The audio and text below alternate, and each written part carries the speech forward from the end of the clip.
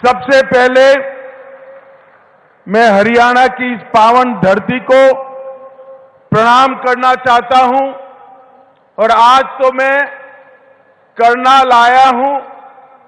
महान दानेश्वरी वीर योद्धा अमर कीर्ति के मालिक कर्णदेव की इस भूमि पर मैं कर्णदेव को याद कर प्रणाम सबसे पहले करना चाहता हूं। मित्रों, ये हरियाणा की भूमि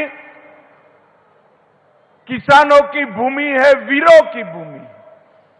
देश की सेनाएं और सुरक्षा बलों को सूची को उठाकर देख ले, देश के लिए अपना जान देने वाले लोगों की सूची उठाकर देख ले तो मेरा हरियाणा पूरे देश में नंबर 1 पर आता है, नंबर 1 पर आता है। यही हरियाणा है जहां गीता को भगवान श्री कृष्ण ने करोड़ों लोगों के कल्याण के लिए उद्घोषित किया। यही हरियाणा है जो कृषि और डेयरी का कीर्तिमान गढ़ने वाला राज्य बना, और यही हरियाणा है जो भारत की भूख मिटाने के लिए अन्न का भंडार बनकर समग्र देश के गरीबों के पेट में अन्न पहुंचाने का काम करता है। ये हरियाणा की भूमि को मैं बार बार प्रणाम करता हूं। मित्रों, आज 5 नई जन कल्याणकारी योजनाएं हैं। उसमें एक योजना है मुख्यमंत्री तीर्थ यात्रा योजना। मैं आप सभी को कहता हूं कि हम सब देश भर के लोग सालों से राह देखते थे, मांग भी करते थे और प्रभु प्रार्थना भी करते थे कि 550 साल से अपमानित अवस्था में बैठे हुए रामलल्ला को अपना भव्य मंदिर मिल जाए। मुझे बताओ माताओं, भाइयों, बहनों, अयोध्या में मंदिर बनना चाहिए था या नहीं बनना चाहिए था समय पर? एक कांग्रेस पार्टी ने आजादी के इतने सालों तक राम मंदिर को लटकाकर, भटकाकर, अटकाकर रखा। हरियाणा वालों ने मोदी जी को दूसरी बार प्रधानमंत्री बनाया। मोदी जी ने इसका भूमि पूजन किया और 22 जनवरी को उसकी प्राण प्रतिष्ठा भी नरेंद्र मोदी जी करने वाले हैं।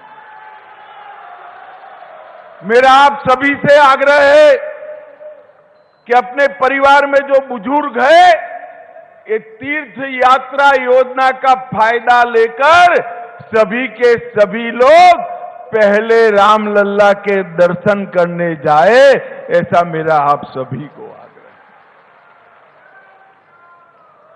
मित्रों, नरेंद्र मोदी सरकार केंद्र में और हरियाणा में मनोहर लाल खट्टर की सरकार, ये दोनों भारतीय जनता पार्टी की सरकार ने देश और हरियाणा को ये 9 सालों में आगे बढ़ाने के लिए कोई कसर नहीं छोड़ी। देश में मोदी जी के नेतृत्व में 7 IIT बने, 7 IIM बने, 15 एम्स बने, 390 यूनिवर्सिटियां बनी, 700 मेडिकल कॉलेज बने और 54,000 किलोमीटर नेशनल हाईवे की रचना नरेंद्र मोदी जी ने की। और इसी तर्ज पर मनोहर लाल जी ने हरियाणा में 77 नए कॉलेज बनाए, 13 यूनिवर्सिटियां बनाई, 8 मेडिकल कॉलेज बनाए, 2 नए एयरपोर्ट बनाए, 16 नए अस्पताल बनाए और 28,000 किलोमीटर से ज्यादा इतने छोटे से हरियाणा में 28,000 किलोमीटर से ज्यादा रोड बनाने का काम मनोहर लाल खट्टर सरकार ने। मैं आज कांग्रेसियों को कहना चाहता हूं, विकास कैसे होता है वो समझना है तो नरेंद्र मोदी सरकार और मनोहर लाल खट्टर सरकार के एक एक दिन का पन्ना उलट कर देख लो। मित्रों, आज जब मैं यहां आया हूं तब मैं तो मनोहर लाल जी को बधाई देना चाहता हूं। सरकार की वर्षगांठ हो या हरियाणा की वर्षगांठ हो, इसको मनाने का एक गरीब कल्याण से अच्छा कोई और तरीका हो ही नहीं। भारतीय जनता पार्टी को हमारे स्वर्गीय नेता दीनदयाल जी ने एक मंत्र दिया है, अंतिम मंत्र दिया, अंत्योदय का मंत्र दिया है।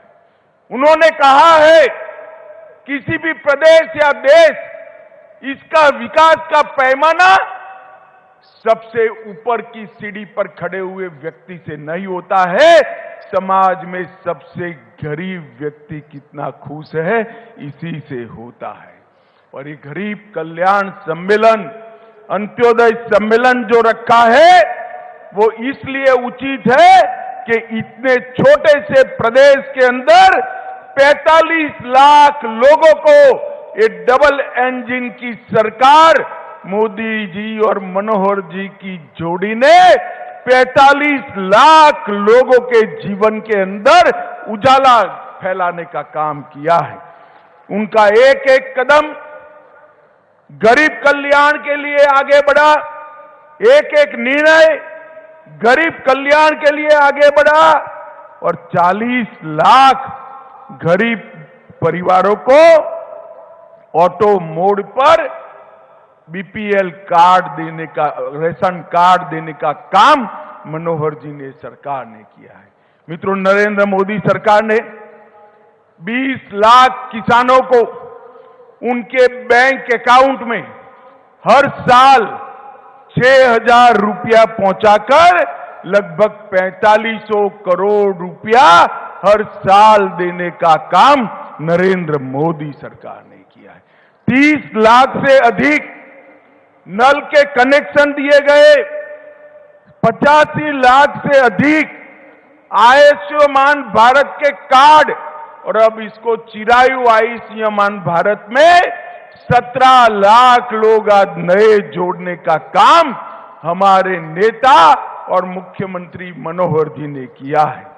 7.5 लाख से ज्यादा शौचालय बनाए, 1.2 करोड़, 1 करोड़ 20 लाख लोगों को प्रति माह प्रति व्यक्ति 5 किलो अनाज फ्री ऑफ कॉस्ट मुफ्त में देने का काम नरेंद्र मोदी सरकार की है। 28,000 घर नए बनाए और 8 लाख उज्ज्वला के कनेक्शन देकर हरियाणा को धुआं मुक्त प्रदेश बनने का सम्मान हमारे नरेंद्र मोदी जी ने दिया है। मित्रों, एक गरीब कल्याण जो आगे बढ़ाया, अभी मनोहर जी ने आज ही घोषणा कर दी, वृद्धावस्था, दिव्यांगजन सबको 2725 रुपया देते थे, नए साल में उनको 3,000 रुपया देने की घोषणा हमारे मनोहर जी ने कर दी है। मित्रों, मैं आज कहना चाहता हूं कि हरियाणा कई बातों में सबसे आगे है। हमारा किसान अन्न के रूप में सोना उगलता है, यहां के खिलाड़ी स्वर्ण पदक और रजत पदक की झड़ी लगा देते हैं, और हरियाणा देश में चावल का सबसे बड़ा निर्यातक अगर कोई बना है तो हमारा हरियाणा बना है। सेना में हर 10वां जवान हरियाणा से जाता है, और एमएसपी पर सबसे ज्यादा फसल अगर कहीं से खरीदी जाती है, 14 फसलों को मनोहर लाल जी एमएसपी पर खरीदने का काम करते हैं। लाल डोरों के भीतर मालिकाना हक देने वाला देश में सबसे पहला राज्य हरियाणा बना, पढ़ी लिखी पंचायतों वाला सबसे पहला राज्य हरियाणा बना, महिलाओं की 50% भागीदारी वाला पहला राज्य हरियाणा बना, सभी ग्राम घरों में पेयजल पहुंचाने वाला पहला राज्य हरियाणा बना और सबसे पहला आयुष विश्वविद्यालय बनाने वाला राज्य भी हरियाणा बना।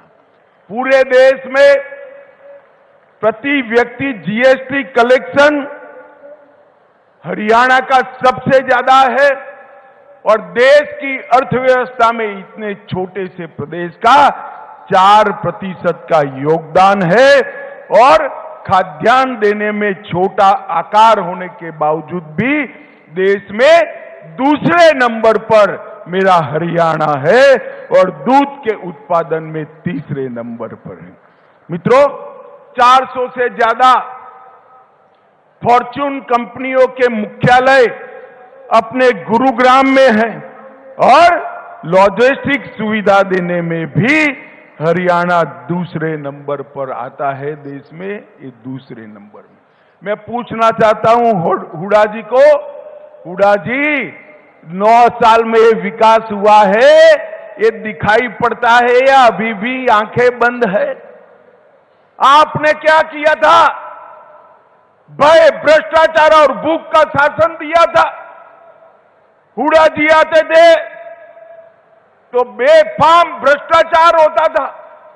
दामाद की सेवा में हरियाणा की भूमि की नीलामी होती थी और चौटाला जी आते थे तो कानून और व्यवस्था की परिस्थिति खराब हो जाती। ये दोनों ने सरकारी भर्तियों में भ्रष्टाचार तो किया ही, अपने चट्टो बट्टों को नौकरी देने का काम किया।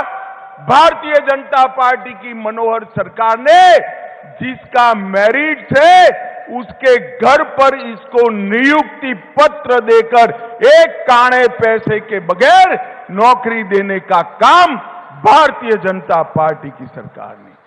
एक आता था तो अपने जिले का विकास करता था, दूसरा आता था तो अपने जिले का विकास करता था, मगर भारतीय जनता पार्टी ने पूरे हरियाणा का विकास करने का काम भारतीय जनता पार्टी ने किया है।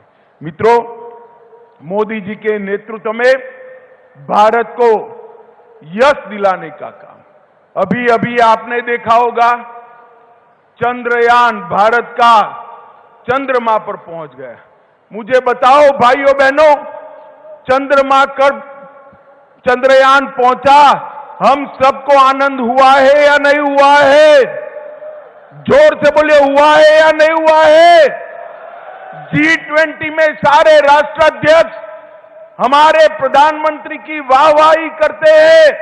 राष्ट्रपिता की समाधि पर जाकर सारे देश के राष्ट्राध्यक्ष राष्ट्रपिता को श्रद्धांजलि देते हैं। हर भारतीय का हृदय गर्व से हो जाता है। अरे हरियाणा तो दिल्ली से नजदीक है। मैं आप सभी को कहता हूं, अब तो 1000 किलोमीटर घूमने की भी परमिशन मनोहर लाल जी ने दे दी है। ये नई पार्लियामेंट देखना भाई, अंग्रेज बनाकर छोड़कर गए थे, 75 साल तक किसी को याद नहीं आया। मोदी जी ने राजपथ को कर्तव्य पथ भी बनाया और नई पार्लियामेंट बनाकर समग्र देश का माथा ऊंचा करने का काम नरेंद्र मोदी जी ने किया है। और ये माताएं बहनें इतनी बड़ी संख्या में बैठी हैं, आपका आशीर्वाद मिले भारतीय जनता पार्टी को। अब तक किसी भी पार्टी ने विधानसभा और लोकसभा के मंच पर 33% माताओं को, बहनों को रिजर्वेशन आरक्षण देने की बात नहीं की थी। भारतीय जनता पार्टी ने मातृशक्ति को 33% रिजर्वेशन देकर नीति निर्धारण में हिस्सेदार बनाने का काम किया है। मित्रों, G20 की सफलता भारतीय जनता पार्टी की सरकार को समग्र विश्व में भारत की स्वीकृति लाने में सफलता मिली है। नरेंद्र मोदी जी को समग्र दुनिया और आज आशा और उमंग के साथ देख रहा है। अफ्रीकन यूनियन को G20 का सदस्य बनाने से ही देश भर के सभी गरीब राष्ट्रों को एक नए नेता के रूप में नरेंद्र मोदी जी को देखने का एक दृष्टिकोण मिला है। मित्रों, एक कांग्रेस पार्टी कट, कमीशन और करप्शन की पार्टी। एक कांग्रेस का हाथ आपके साथ नहीं है। कांग्रेस का हाथ हरियाणा की जनता के साथ नहीं है। कांग्रेस का हाथ जीजा के साथ था और प्रदेश की जनता बिचारी खाली हाथ थी। हमारी मनोहर सरकार ने, भारतीय जनता पार्टी की सरकार ने ये 2 कार्यकाल के अंदर हर गरीब की चिंता की, हर गांव की चिंता की, हर बीमार की चिंता की, हर भूखे की चिंता की, हर बच्चे की चिंता की, हर बूढ़े की चिंता करने का काम ये भारतीय जनता पार्टी की सरकार ने किया है। दरबारी दामाद और डीडर की 3D सरकार से भारतीय जनता पार्टी ने बहुत बड़ा परिवर्तन लाकर हरियाणा को विकसित राज्य बनाने का काम किया है। मैं फिर से एक बार जोर से ताली बजा जाऊं, मैं मनोहर जी को इसके लिए बहुत बहुत साधुवाद और बधाई देना चाहता हूं।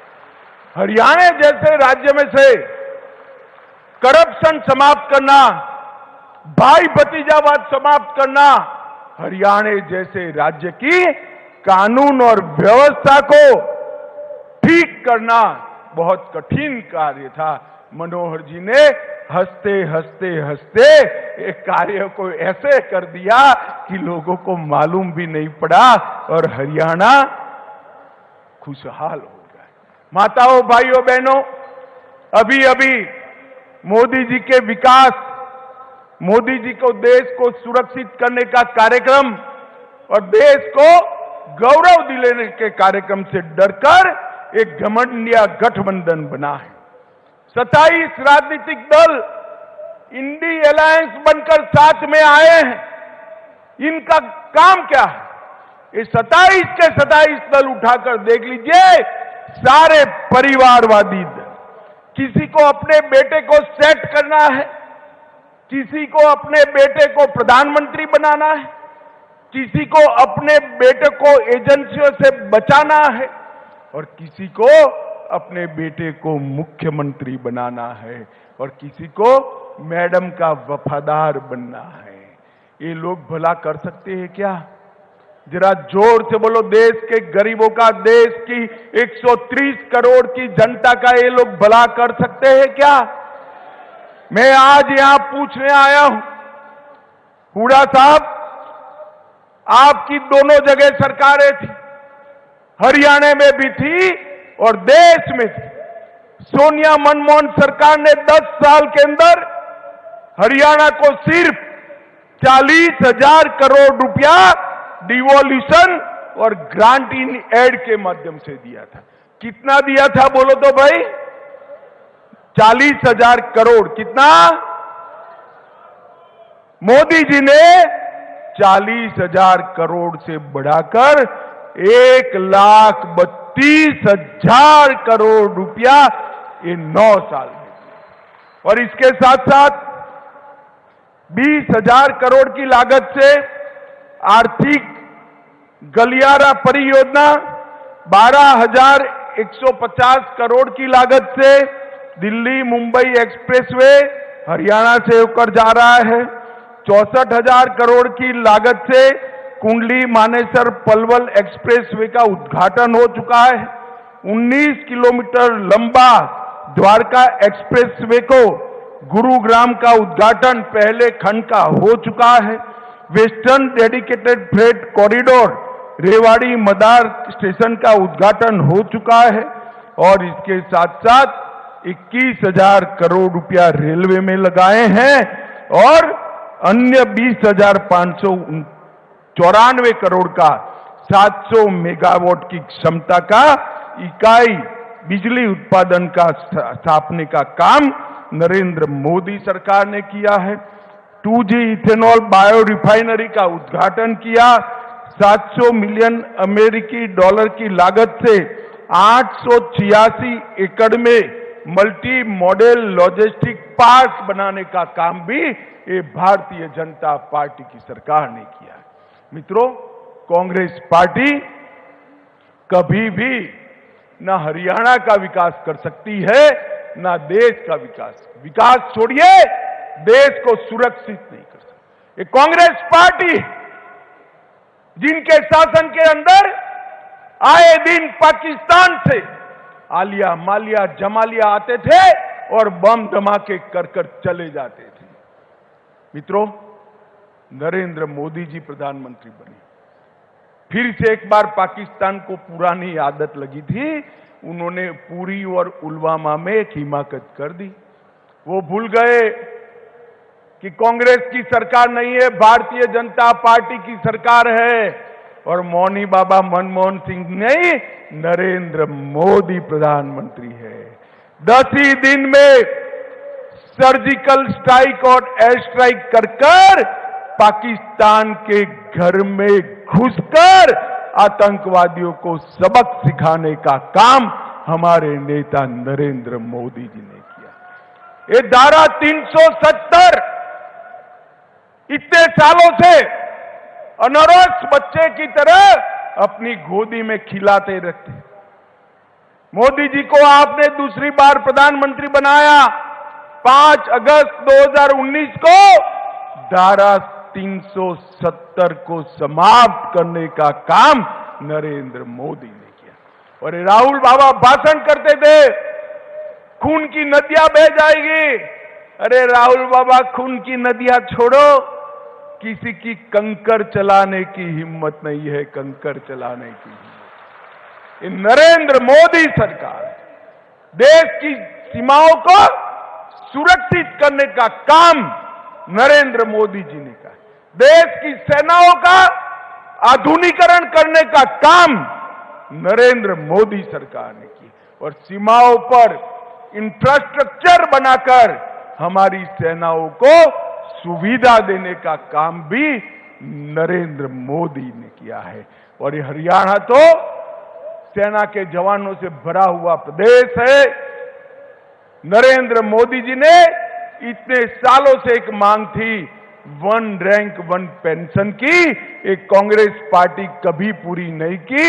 नरेंद्र मोदी जी ने 1 रैंक 1 पेंशन देकर सभी सेना के वीरों का सम्मान करने का काम नरेंद्र मोदी जी ने।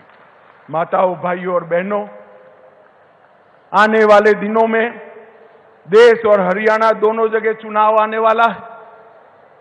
एक और कांग्रेस भ्रष्टाचार, तुष्टीकरण और जातिवाद की फरियाद, और दूसरी ओर भारतीय जनता पार्टी है, जो भारतीय जनता पार्टी लोगों के विकास के काम करती है। मुझे बताइए, आने वाले चुनाव में फिर से एक बार मोदी जी को प्रधानमंत्री बनाएंगे? जरा जोर से बोलिए, बनाएंगे? कमल के निशान पर बटन दबाएंगे? हरियाणा की सभी सीटों पर कमल खिलाएंगे? तो मेरे साथ दोनों हाथ उठाइए दोनों हाथ, विजय के विश्वास की मुट्ठी बींचिए और प्रचंड आवाज से बोलिए, भारत माता की, भारत माता की, भारत माता की, वंदे वंदे वंदे। बहुत बहुत आभार माननीय गृह एवं सहकारिता मंत्री।